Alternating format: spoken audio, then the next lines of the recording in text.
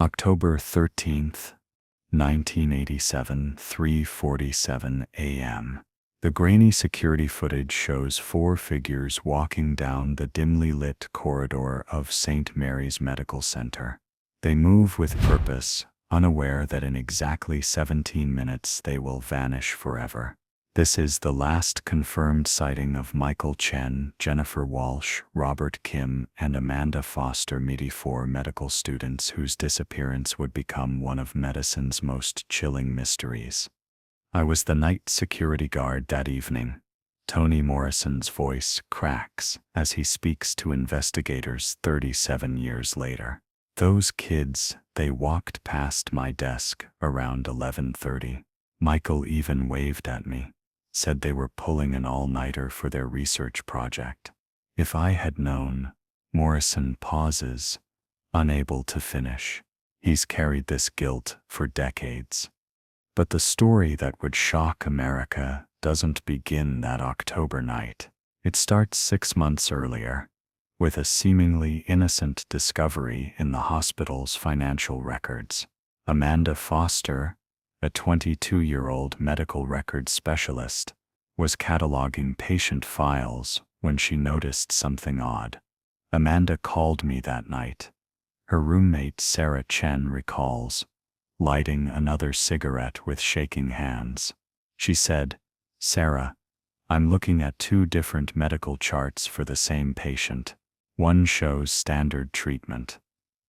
The other shows experimental procedures that aren't even approved by the FDA." What Amanda had stumbled upon would lead 4 brilliant young minds into a labyrinth of medical corruption, so twisted, so deeply embedded in the hospital's foundation, that those who ran it would do anything to keep it buried. Anything. Dr. Harrison Blackwood was St. Mary's chief of research in 1987. Former colleagues describe him as brilliant but ruthless, a man who believed that medical progress required sacrifice. Harrison used to say that every great medical breakthrough came from someone willing to break the rules, recalls Dr. Margaret Thompson, who worked alongside him. We thought it was just talk. Philosophical musings over coffee. We had no idea he meant it literally. The truth was far darker. Under Blackwood's leadership, St. Mary's had become a testing ground for unauthorized clinical trials. The hospital was facing bankruptcy, and pharmaceutical companies were offering substantial payments for human test subjects. But finding volunteers for experimental treatments was difficult and expensive, so Blackwood found another way. They were using the charity ward patients, Carlos Martinez reveals, holding up a folder marked Ward T NISA Special Protocols, people who came in for simple procedures, appendectomies, broken bones, routine surgeries. While they were under anesthesia, Blackwood's team would administer experimental drugs. The patients never knew. They thought their complications were just bad luck. Michael Chen was the first of the 4 students to notice something was wrong. As a surgical resident, he'd been assigned to assist in Ward C operations. Michael kept asking why certain patients were getting additional IV lines that weren't in their charts, remembers Dr. James Park, who was a senior resident at the time. Blackwood told him it was a new hydration protocol, but Michael was too smart for that. He started documenting everything. The security footage from September 1987 shows Michael spending long hours in the medical library, cross-referencing surgical logs with patient outcomes. What he discovered was horrifying. Post-operative complications in Ward C were 3 times higher than in other wards. Deaths that were attributed to unexpected reactions matched perfectly with the administration times of unmarked medications. Jennifer Walsh joined Michael's investigation when she discovered consent forms that didn't match hospital standards. Jenny was obsessed with medical ethics. Her professor, Dr. Elizabeth Sterling, remembers. She'd written her thesis on the Tuskegee experiments. When she saw what was happening at St. Mary's Set, she said it was Tuskegee all over again, but hidden behind legitimate medical procedures. The forms Jennifer found were masterpieces of deception. Patients signed broad consent for any necessary medical interventions without understanding they were authorizing experimental treatments. The language was deliberately vague, technically legal, but ethically monstrous. One form, recovered from the sealed room in 2024, shows a patient authorizing therapeutic supplements as deemed beneficial by the attending physician.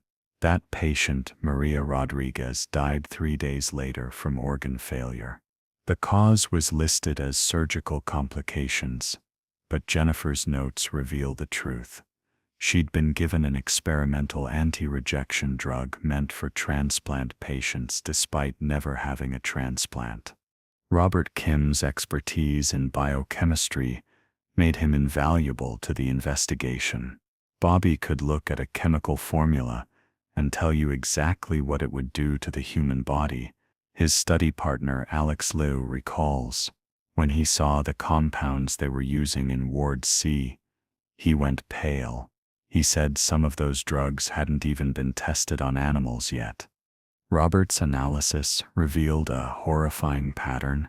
The experimental drugs were being tested systematically, with Ward C patients unknowingly divided into control groups. Some received placebos, others varying dosages of experimental compounds. Every reaction, every side effect, every death was meticulously documented in shadow files that never appeared in official hospital records. By early October, the 4 students had compiled enough evidence to destroy careers and send people to prison. They had photographs of falsified documents, copies of shadow medical charts, and even audio recordings of conversations between Blackwood and pharmaceutical representatives. In one recording, dated October 8, 1987, Blackwood can be heard saying, "The beauty of our system is its invisibility. The patients trust us completely. They never question why they're not recovering as expected." But the students had made a fatal mistake. They'd underestimated how deep the corruption ran and how far the hospital would go to protect itself. On October 10th, 3 days before their disappearance, security cameras captured an unusual meeting. Dr. Blackwood is seen entering the hospital at 2 a.m., accompanied by 3 men in suits who are never identified in hospital records. They proceed directly to the administrative offices, where they remain for 4 hours. The next morning, Blackwood called each of the 4 students into his office separately. Michael came out of that meeting different. His girlfriend, Anna Martinez, remembers, tears streaming down her face. Even after all these years, he was scared. Really scared. He said Blackwood knew everything. It's about their investigation, about the evidence they'd collected. Blackwood had given them a choice: destroy everything and transfer to other programs, or face consequences. But the students couldn't let it go. The weight of what they'd discovered was too heavy. Jennifer Walsh's diary, recovered from her apartment after her disappearance, contains an entry dated October 11th. How can we walk away, knowing that innocent people are being experimented on? How can we become doctors if we allow this to continue? Tomorrow night, we're going back to get the original files from the basement archive. With those, we can go directly to the FBI. The basement archive was a restricted area, accessible only with special clearance. But Robert Kim had discovered something during his late-night research sessions. The archive could be accessed through the old morgue tunnel, a passage built in the 1920s and long forgotten by current staff. The security cameras didn't cover that entrance. October 12th, the day before their disappearance, was filled with ominous signs. Michael was seen arguing with Dr. Blackwood in the hospital parking lot. Jennifer received 3 anonymous phone calls at her apartment, each one hanging up when she answered. Robert's car tires were slashed while he was in class. Amanda found her locker broken into, though nothing was taken. That evening, the 4 met at Jennifer's apartment. Her neighbor, Mrs. Eleanor Pike, heard them through the thin walls. They were discussing something serious. Mrs. Pike testified to police. "I heard one of them say, 'If we don't come back, make sure this gets to the newspapers.' Then they left around 11 p.m. They seemed determined but frightened." The security footage picks them up, entering the hospital at 11:32 p.m. Tony Morrison, the security guard, notes in his log that they signed in as conducting authorized research. They had their student IDs and appeared calm. Michael even made small talk about the World Series.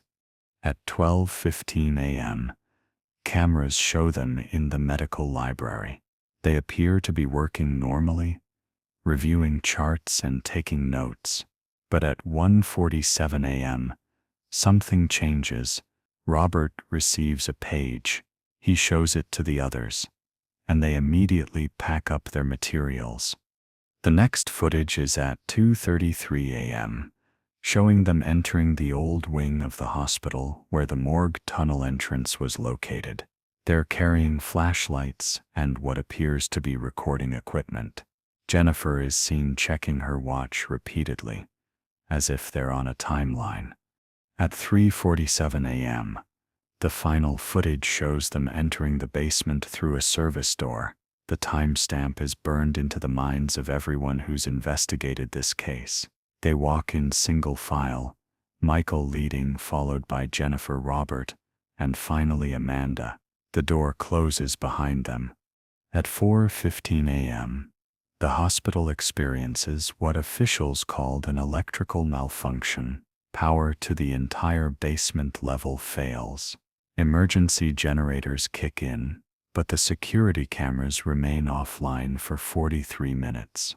When they come back online at 4:58 a.m., the basement corridor is empty. At 6 a.m., maintenance worker Eddie Franklin arrives for his shift. He finds the service door to the basement locked from the inside, which is unusual. Using his master key, he enters and discovers something that makes him immediately call security. The basement archive room has been ransacked. Filing cabinets are overturned, papers scattered everywhere, and there's a strange chemical smell in the air. But the students are gone, vanished without a trace. The hospital's response was swift and coordinated. By 7 a.m., the basement was sealed off.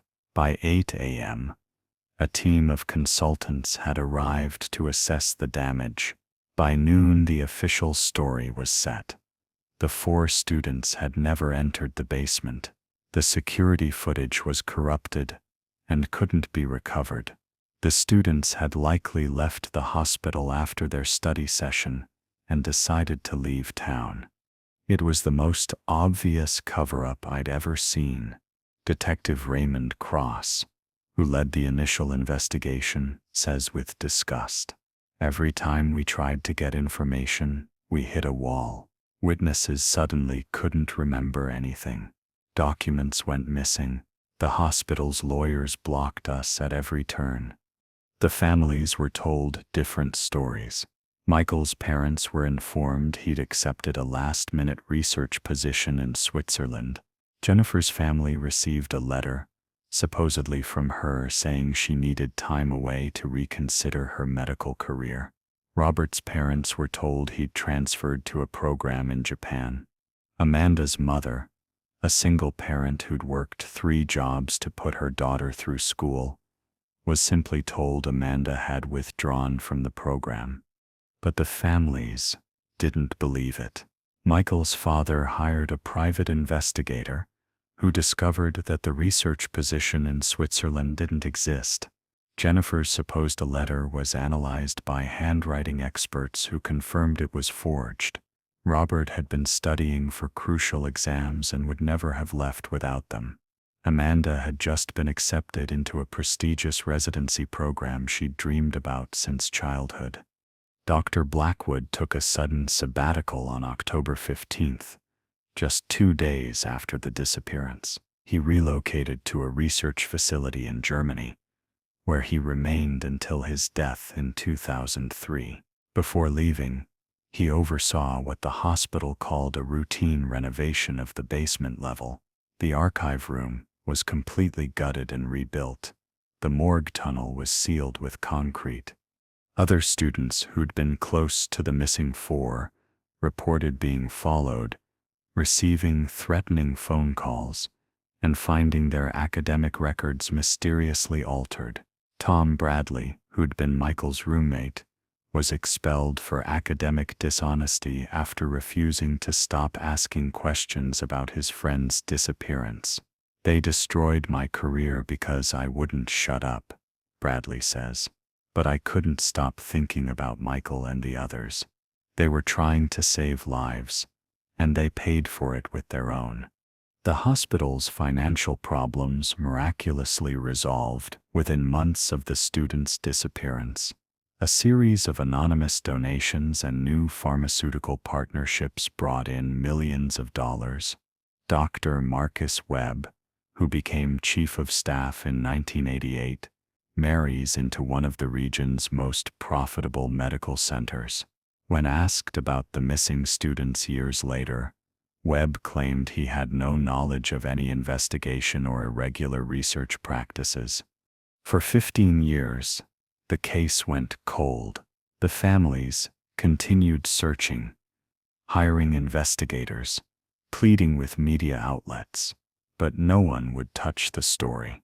St. Mary's had become too powerful, its board members too well connected. The missing students became a whispered legend among medical professionals, a cautionary tale about digging too deep. Then, in 2002, a breakthrough came from an unexpected source. Nancy Thompson, a nurse who'd worked in Ward C, was dying of cancer. On her deathbed, she called for a priest and a lawyer. What she confessed would reignite the investigation. "I was there that night," Nancy whispered, her voice barely audible on the recording made by her lawyer. "Dr. Blackwood called me and 2 other nurses to the basement. He said there had been an accident, that the students had been exposed to dangerous chemicals. We were told to help with the cleanup. But when we got there," Nancy paused, struggling to continue. "There was blood. So much blood, and Dr. Blackwood was burning documents in an incinerator. He made us swear never to speak of it, said our careers and lives depended on our silence." Nancy's confession led to a new investigation, but by then, much of the evidence had been destroyed. The other 2 nurses she named had died in suspicious circumstances, one in a car accident, another from a sudden heart attack at age 45. The basement had been renovated multiple times. Blackwood was dead, taking his secrets to the grave. But the families never gave up hope. Jennifer's sister, Rebecca, became a journalist dedicated to investigating medical corruption. Robert's brother studied law specifically to fight cases like his brother's. Amanda's mother spent her life savings on private investigators. Michael's parents created a foundation for medical ethics in their son's name. Their perseverance would finally pay off in 2024, though not in the way anyone expected. Carlos Martinez had been working as a janitor at St. Mary's for only 6 months, when he was assigned to prepare the old basement for another renovation. The hospital was expanding, and the basement was being converted into a new surgical suite. Martinez was tasked with clearing out old storage rooms that hadn't been opened in decades. I was knocking down a wall in what used to be the old morgue area. Martinez recalls, his hands still shaking as he tells the story. My sledgehammer went through, and instead of hitting concrete, it went into empty space. There was a room behind the wall, a room that wasn't on any blueprint. What Martinez found in that hidden room would finally provide answers to the 37-year mystery. The room was small, perhaps 10 feet by 12 feet, and had been sealed with concrete blocks. Inside, Martinez found 4 sets of human remains, still wearing the remnants of medical scrubs. But that wasn't all. The room contained metal filing cabinets filled with documents, the complete records of the illegal experiments, including details about drugs tested, patients affected, and mortality rates. There were audio recordings of meetings between hospital administrators and pharmaceutical executives discussing payment schedules and how to falsify death certificates. Most damning of all were the students' own research files, including a videotape they'd made documenting their findings. The tape, recorded on October 12, 1987, the day before their disappearance, shows all 4 students sitting in what appears to be Jennifer's apartment. They take turns explaining what they've discovered, holding up documents to the camera, playing audio recordings of incriminating conversations. At the end of the tape, Chen looks directly into the camera and says, "If something happens to us, please make sure this information reaches the authorities. Hundreds of patients have been unknowingly subjected to dangerous experiments. This has to stop." The discovery of the hidden room sent shockwaves through the medical community. The FBI immediately launched a federal investigation. St. Mary's Medical Center was shut down pending inquiry. Current administrators claimed no knowledge of past events, but forensic accountants traced financial records showing continued payments from pharmaceutical companies for research services well into the 2000s. The remains were identified through DNA analysis. Chen, Jennifer Walsh, Robert Kim, and Amanda Foster had all died from blunt force trauma. The medical examiner's report suggested they were killed elsewhere, and their bodies moved to the hidden room, which was then sealed. Tool marks on the concrete blocks matched equipment purchased by the hospital on October 14, 1987, one day after their disappearance. The videotape and documents revealed the full scope of the conspiracy.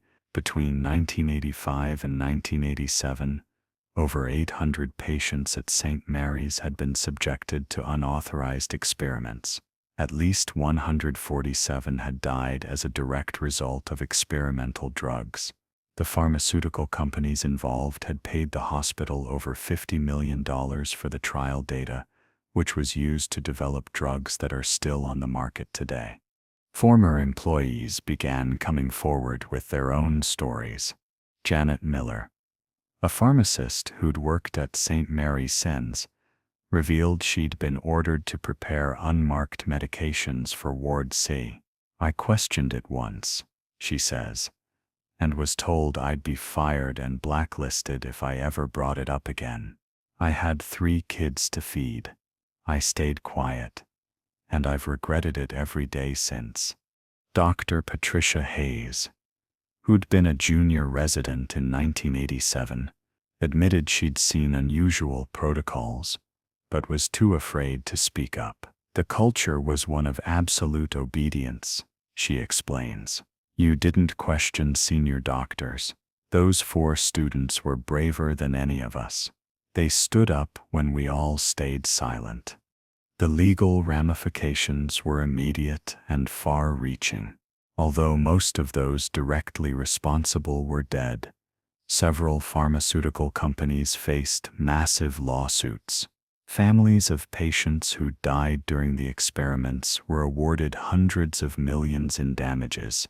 New federal laws were passed requiring stricter oversight of medical research and harsher penalties for unauthorized human experiments. The families of the 4 students finally had answers. Though the pain of their loss remained raw, at a memorial service held in 2024, Michael's mother stood before a packed auditorium and said, "My son and his friends died as heroes. They could have stayed quiet, could have protected their careers, but they chose to protect innocent patients instead. Their sacrifice has saved countless lives." The hidden room also contained personal items that revealed the students' final hours. Jennifer's notebook showed sketches of the basement layout, marking where evidence was stored. Robert's calculator still displayed calculations of drug dosages that would have been lethal to patients. Amanda's voice recorder held a partially recorded message, October 13, 3:45 a.m. "We're in the archive room. Someone's coming. We need to..." The recording cuts off abruptly. Analysis of the room revealed multiple DNA profiles, including that of Dr. Harrison Blackwood and 3 unidentified males. Despite extensive investigation, these 3 men were never identified or found. Former hospital security chief William Nash, interviewed in 2024, admitted, "There were people involved who weren't on any official records. Men who came and went without signing in. We were told they were consultants and not to ask questions." The revelation sparked a nationwide review of medical research practices. Dozens of hospitals were found to have suspicious patterns in their mortality rates and research protocols. The St. Mary's 4, as they became known, were posthumously awarded the Congressional Medal of Honor for their sacrifice in exposing medical corruption.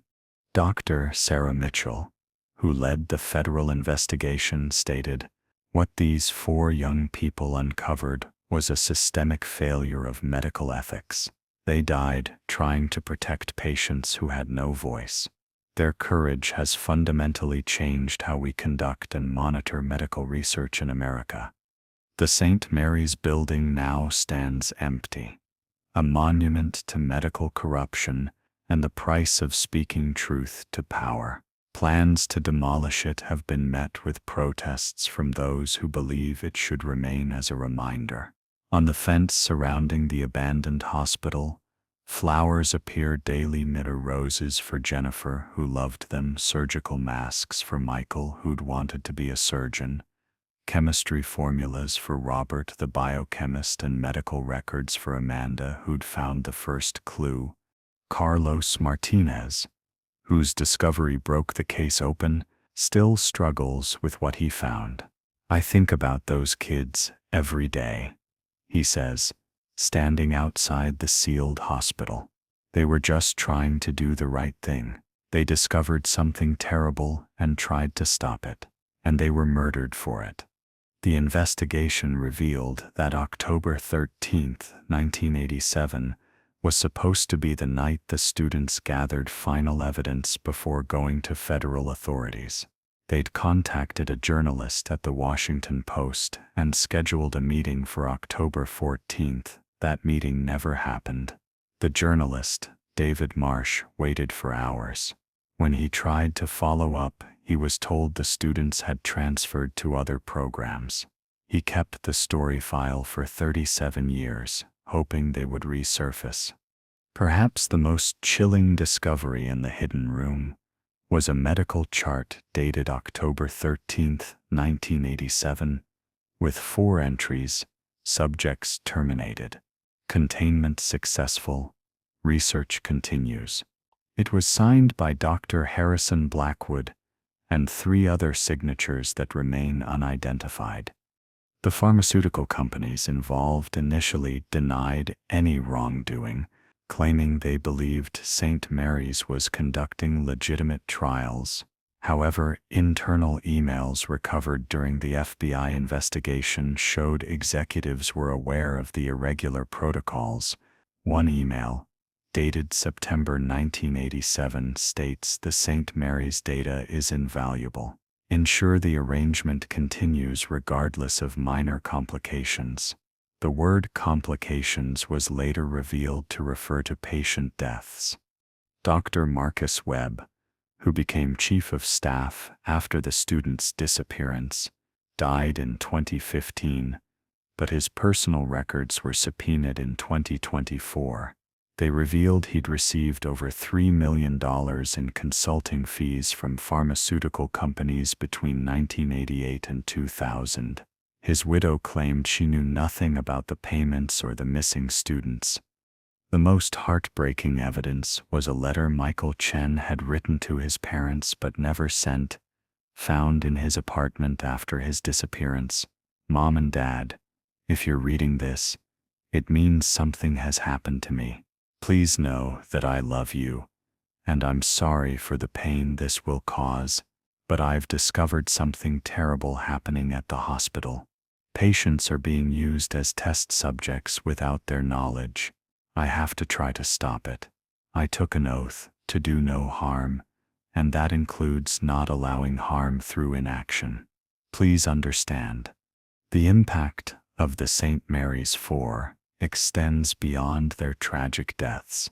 Their sacrifice led to the creation of the Medical Ethics Oversight Board, an independent federal agency with the power to investigate any medical facility without warning.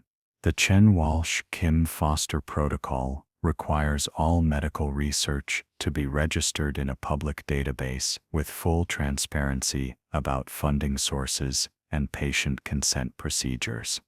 In 2024, as the full truth finally came to light, medical schools across the country held moments of silence for the 4 students at Johns Hopkins, where Michael Chen had graduated. A memorial plaque was installed reading, "In memory of those who chose patience over profit, truth over safety, and justice over silence." The investigation also revealed a network of corruption that extended far beyond St. Mary's SAP. Similar unauthorized experiments were discovered at 12 other hospitals across the country. The total number of affected patients is estimated to be in the tens of thousands. Many drugs currently on the market were developed using data from these illegal trials. Dr. Jennifer Walsh's diary, recovered from the hidden room, contained an entry that would become a rallying cry for medical ethics reform. They think we're just students that will back down when threatened. They don't understand that once you've seen the truth, you can't unsee it. Once you know that patients are being harmed, you can't unknow it. We have a moral obligation that supersedes our personal safety. Robert Kim's parents, speaking at the 2024 memorial, revealed their son had called them the night before he disappeared. He said he loved us, and that he was doing something important. His mother recalled through tears. He said, "Mom, remember you taught me that being Korean in America means we have to work twice as hard to be taken seriously. Well, I'm being taken seriously now, and I'm going to make a difference." That was the last time we heard his voice. Amanda Foster's research notes showed she had identified patterns in patient deaths that everyone else had missed.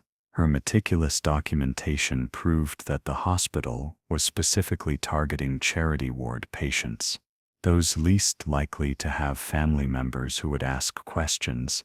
One note read, "They're choosing the vulnerable, the alone, the forgotten. Someone has to speak for them."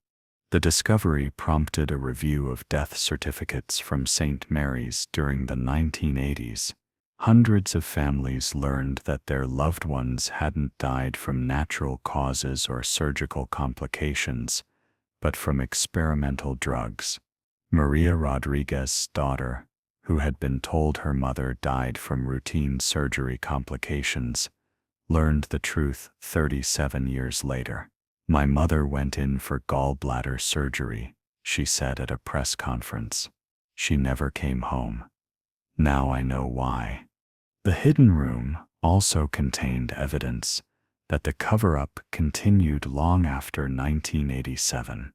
Documents showed that in 1995, 2001, and 2007, there were attempts to investigate the missing students, but each investigation was shut down after pressure from hospital board members with connections to pharmaceutical companies. 3 investigators, who got too close to the truth, died in suspicious circumstances over the years. Detective Raymond Cross, who had led the original investigation, came out of retirement when the bodies were found. "I always knew they were murdered," he said. "But every lead was blocked, every witness silenced. The hospital had too much power, too much money. Those kids never had a chance." The most damning piece of evidence was a recording made by Dr. Blackwood himself, apparently for insurance against his co-conspirators. In it, he details the entire operation, names the pharmaceutical executives involved, and admits to ordering the elimination of the 4 students when they refused to be bought off.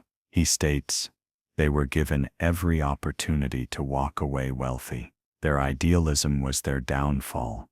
The recording also revealed that the students weren't the first to discover the experiments.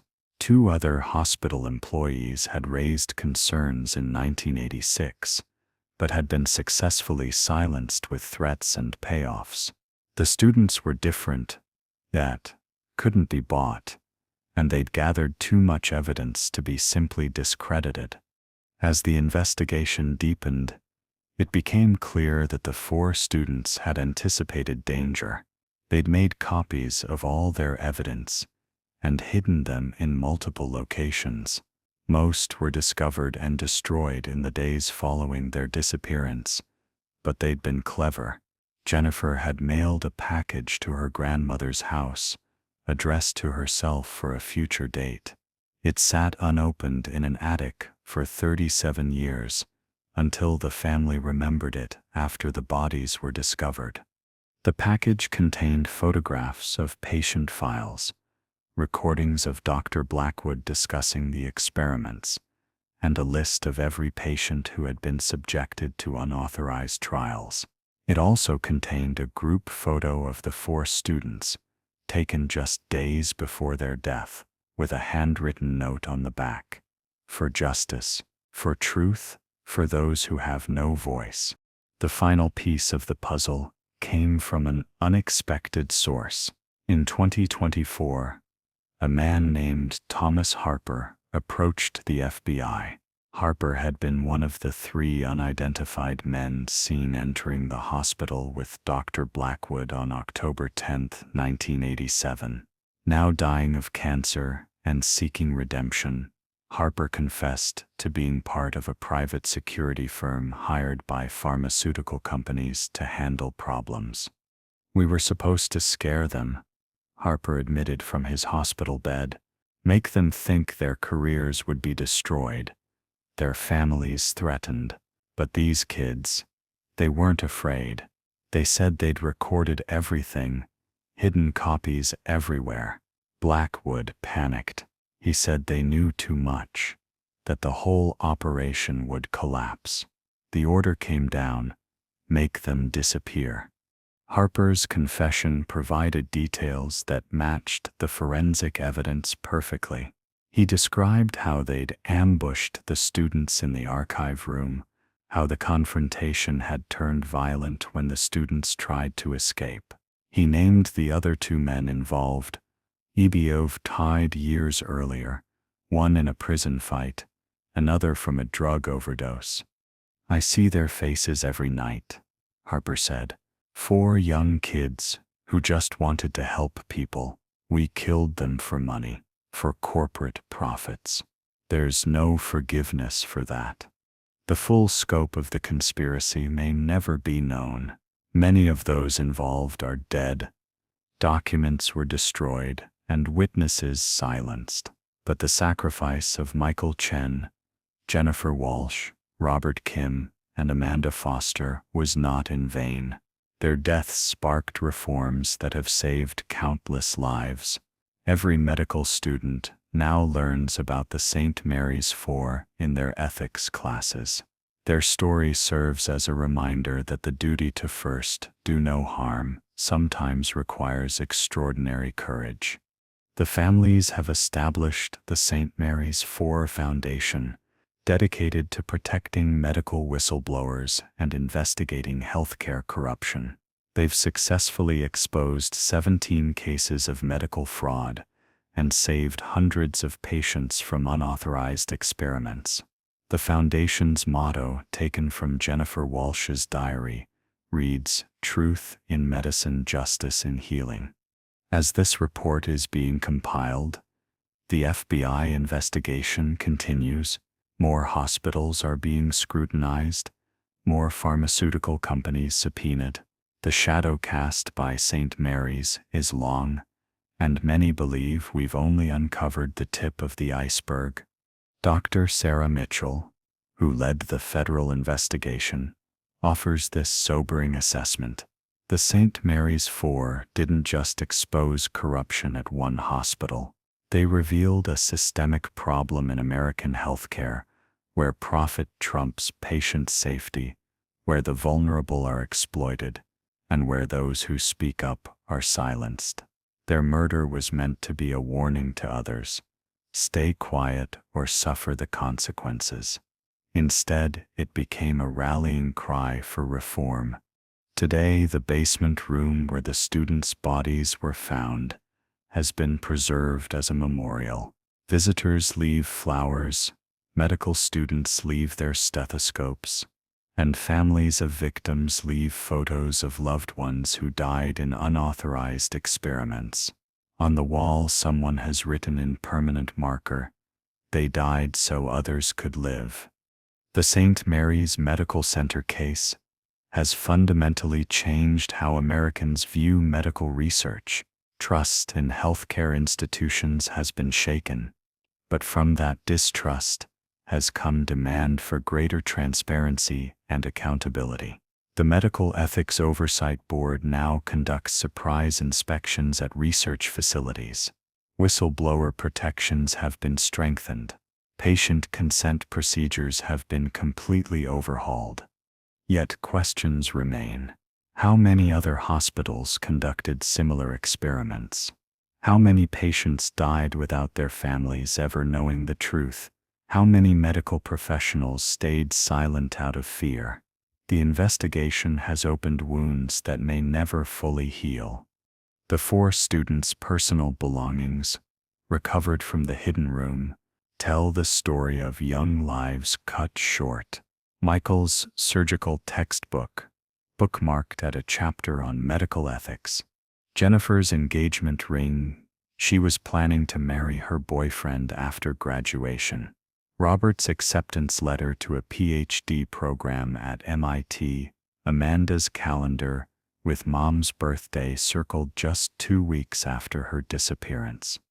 Their professors remember them not just as brilliant students, but as compassionate future doctors. Dr. Elizabeth Sterling, who taught Jennifer, recalls she once told me that medicine without ethics isn't medicine at all. It's just experimentation. She lived and died by that principle. The impact extends internationally. The European Union has adopted the St. Mary's Protocol, requiring all medical research to be monitored by independent ethics boards. The World Health Organization has created a global database of medical trials to prevent similar tragedies. Medical schools worldwide now include the St. Mary's case as mandatory study in ethics courses. But perhaps the most powerful testament to the 4 students' sacrifice comes from the patients who survived St. Mary's experiments. James Patterson, who was subjected to experimental cardiac drugs without his knowledge, speaks for many. I went in for a routine procedure and nearly died from drugs I never consented to receive. These 4 young people died trying to stop what was happening to patients like me. They're heroes. Plain and simple. The pharmaceutical companies implicated in the scandal have paid billions in settlements, but no executives have faced criminal charges due to statute of limitations and carefully crafted legal shields.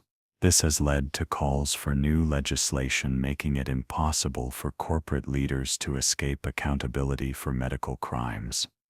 The St. Mary's 4 case has also sparked a broader conversation about power dynamics in medicine. How do we protect vulnerable patients? How do we ensure young medical professionals can speak up without fear? How do we balance medical progress with ethical boundaries? These questions raised by 4 students in 1987 remain relevant today. As we mark 37 years since their disappearance, memorials are being held at medical schools across the country. Students take an oath. Inspired by the St. Mary's 4, I promise to speak for those who cannot speak, to protect those who cannot protect themselves, and to choose patient welfare over personal gain, even at great personal cost.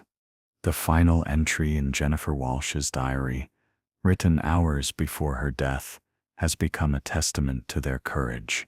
Tomorrow we expose the truth. We're scared, but fear cannot silence us. If medicine means anything, if our oaths mean anything, if human life means anything, then we have to act. Future patients depend on us having the courage to do what's right.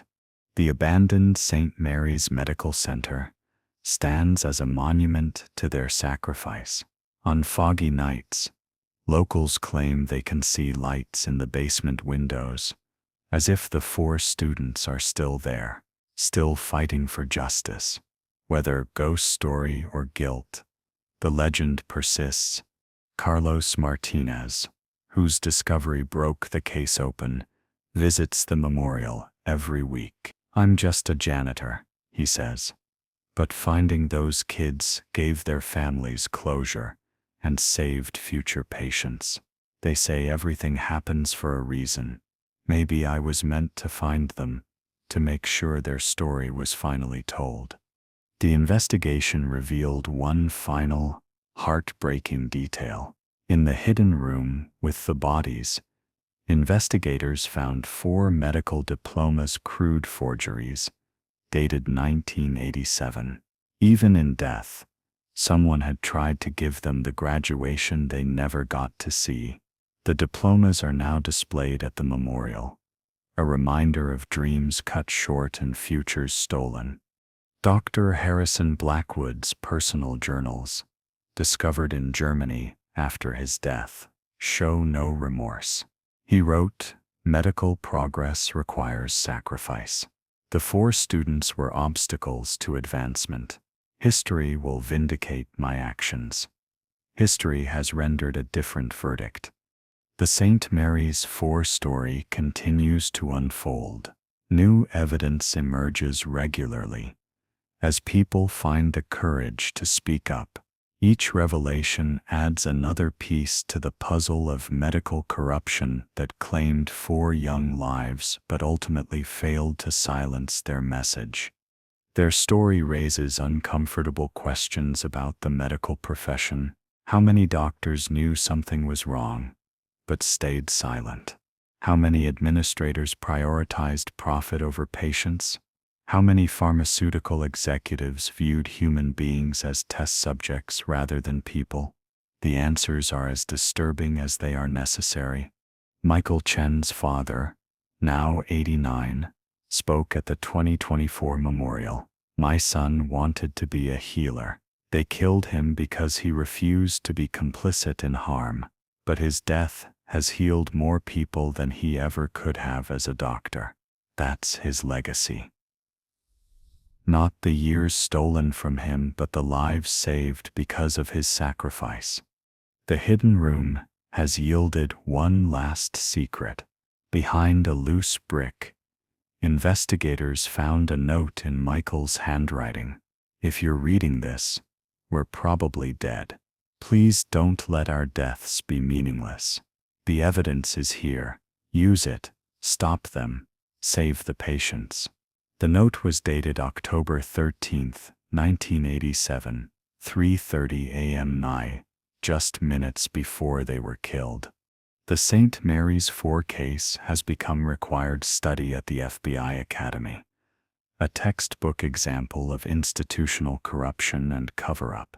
Special Agent Diana Foster, no relation to Amanda, teaches the case. This shows how powerful institutions can literally get away with murder when good people stay silent. It took 37 years for justice, but justice came because 4 young people refused to be silenced, even unto death. The memorial service in 2024 drew thousands: medical students, doctors, patients' families, and ordinary citizens gathered to honor the 4 who died for medical ethics. The keynote speaker, Dr. Anthony Morrison, president of the American Medical Association, declared, "These 4 students embodied the highest ideals of medicine. They saw injustice and fought it. They discovered corruption and exposed it.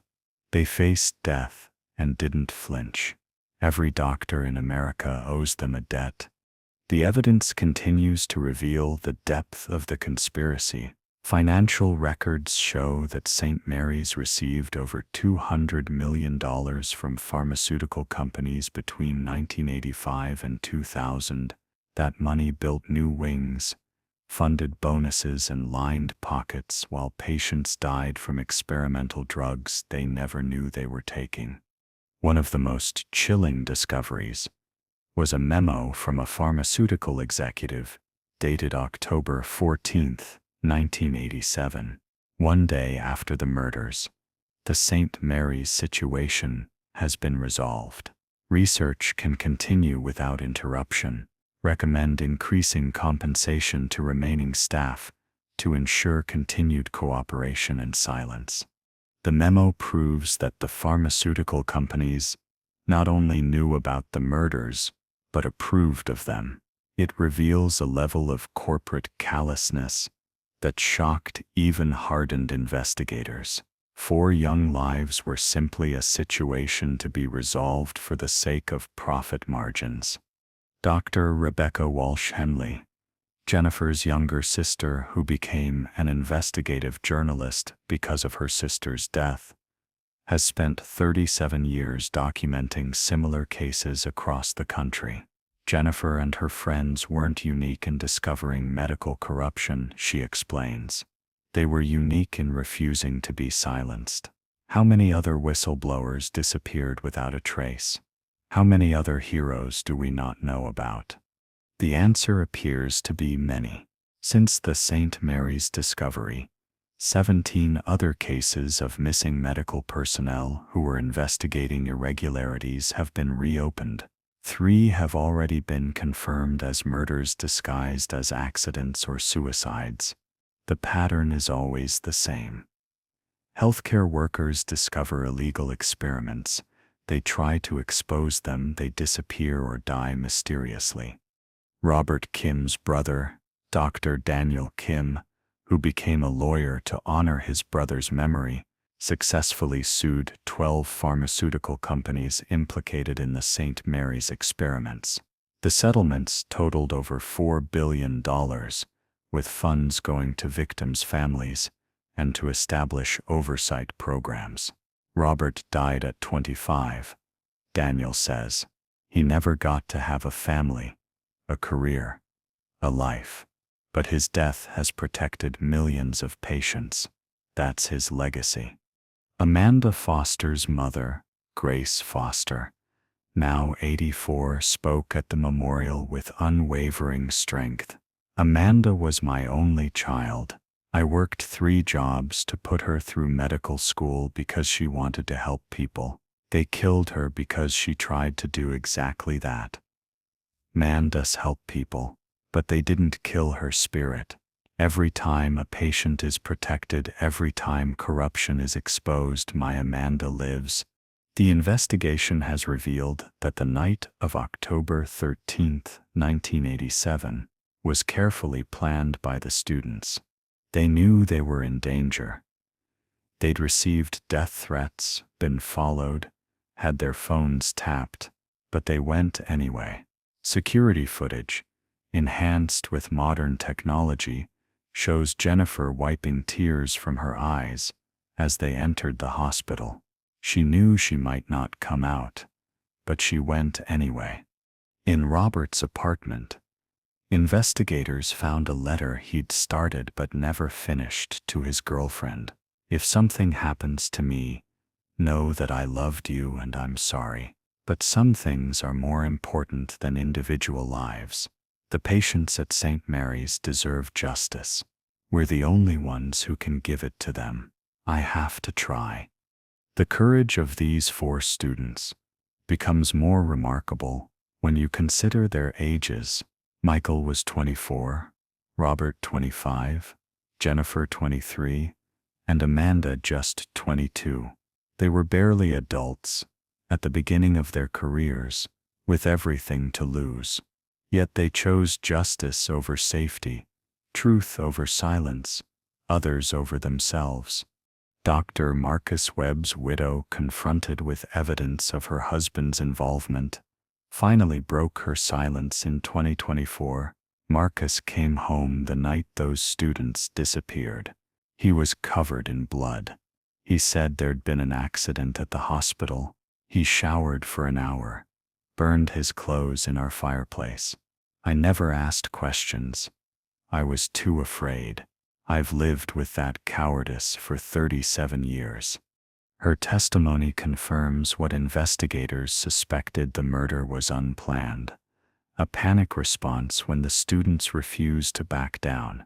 The cover-up, however, was methodical and involved dozens of people, from hospital administrators to cleaning staff, all either paid off or threatened into silence. The St. Mary's 4 have become symbols of medical integrity worldwide. In India, doctors wear pins with SMF to honor them. In Britain, the annual Walsh Chen Kim Foster Lecture on Medical Ethics draws thousands. In Japan, Robert Kim's story is taught in schools as an example of moral courage. But the most powerful tribute comes from Ward C itself. When investigators unsealed the ward in 2024, they found that someone, Mises, likely one of the students in their final days, had written on a wall behind a cabinet, "For every patient who suffered here, we bear witness. For every life lost, we demand justice. We are medical students, and we will not let this stand." The writing, in Jennifer's handwriting based on analysis, was dated October 12, 1987, one day before their murder. They knew what they were risking. They knew the power they were challenging. They went forward anyway. The pharmaceutical companies involved have been forced to pay settlements, but the human cost can never be calculated. How many patients died? How many families were lied to? How many medical professionals were corrupted? The numbers are staggering. The impact immeasurable. Dr. Patricia Hayes, the former resident who admitted to staying silent, has dedicated her life to teaching medical ethics. I failed those 4 students. I failed every patient who suffered. I saw evil and did nothing. Now I teach young doctors that silence in the face of wrongdoing is complicity. The St. Mary's 4 died because people like me stayed quiet. The discovery has also revealed heroes beyond the 4 students. Nurse Nancy Thompson, who confessed on her deathbed, had actually tried to help the students. Hidden records show she'd been secretly documenting patient reactions and passing information to Jennifer. She'd lived with the guilt of surviving when they didn't, maintaining her silence out of fear for her own children's safety. Janitor Eddie Franklin, who discovered the ransacked archive room, had actually seen more than he initially admitted. In 2024, dying of emphysema, he confessed, "I saw them bring in 4 body bags that night, but I had 6 kids and no education. I'm sorry. God, I'm so sorry." These confessions reveal the climate of terror that surrounded St. Mary Sat. Those who knew were either complicit or terrified. The 4 students stood alone against a machine designed to destroy anyone who challenged it. That they gathered as much evidence as they did before being killed is remarkable. The hidden room contained one final surprise. A time capsule the students had created, apparently minutes before their death. Inside was a photo of the 4 of them, smiling at what appears to be a birthday party, and a note: "We lived, we laughed, we loved, we tried to make a difference. Remember us not for how we died, but for what we died trying to accomplish." The photo shows them as they were Midas young, hopeful, full of life. Michael wearing a party hat, Jennifer laughing at something off camera, Robert making bunny ears behind Amanda's head, Amanda rolling her eyes but smiling. They were kids. Kids who stumbled upon evil and refused to look away. The time capsule also contained their medical school ID badges, a symbolism that wasn't lost on investigators. They identified themselves as medical students to the very end, holding on to the identity that would cost them their lives but also give their deaths meaning. Dr. Harrison Blackwood's son, Harrison Jr., came forward in 2024 to publicly apologize for his father's actions. "My father was a monster who hid behind medical progress to justify murder. Those 4 students were heroes. I've spent my life trying to atone for his sins, working in free clinics, helping the vulnerable, but nothing can undo what he did." The younger Blackwood revealed that his father had kept trophies from that night, the students' stethoscopes, hidden in a safe. He turned them over to the families, who donated them to the memorial. They're now displayed with a plaque, the stethoscopes that heard the truth and wouldn't stay silent. The investigation has prompted a complete overhaul of how medical research is conducted and monitored. The Foster-Walsh Chen Kim Act, passed by Congress in 2024, makes it a federal crime punishable by life imprisonment to conduct medical experiments without informed consent. It also provides million-dollar rewards for whistleblowers who expose medical corruption.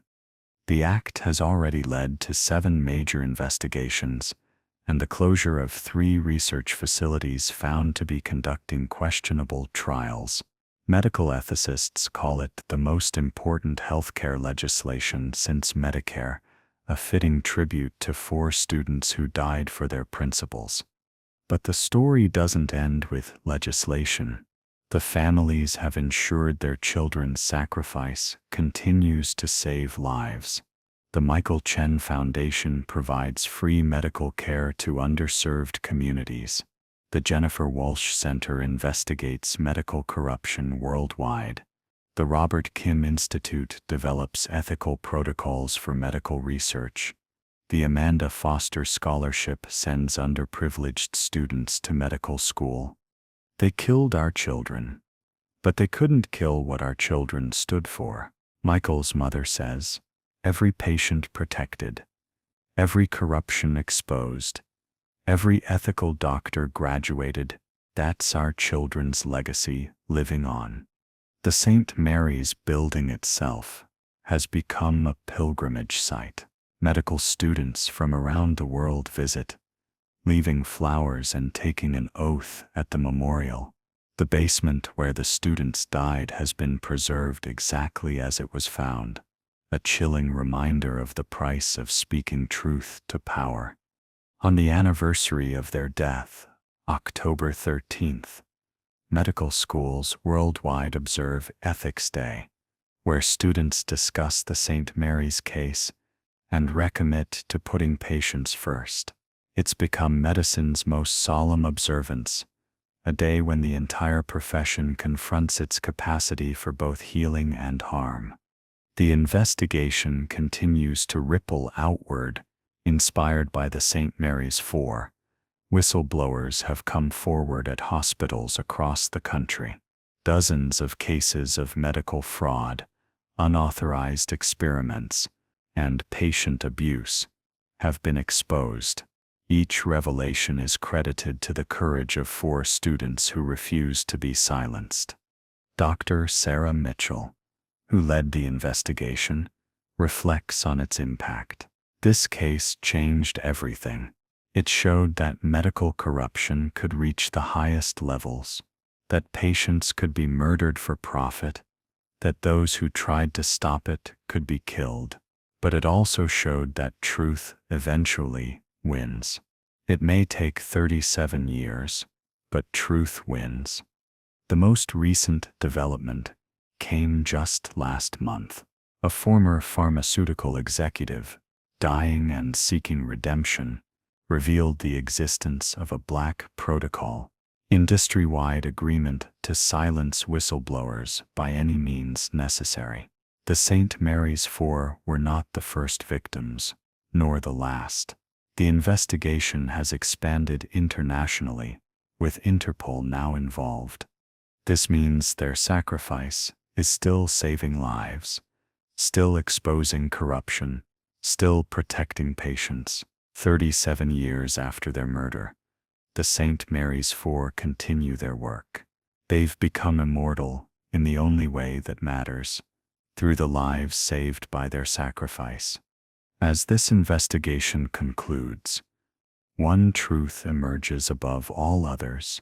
Michael Chen, Jennifer Walsh, Robert Kim, and Amanda Foster were murdered because they wouldn't abandon their medical ethics.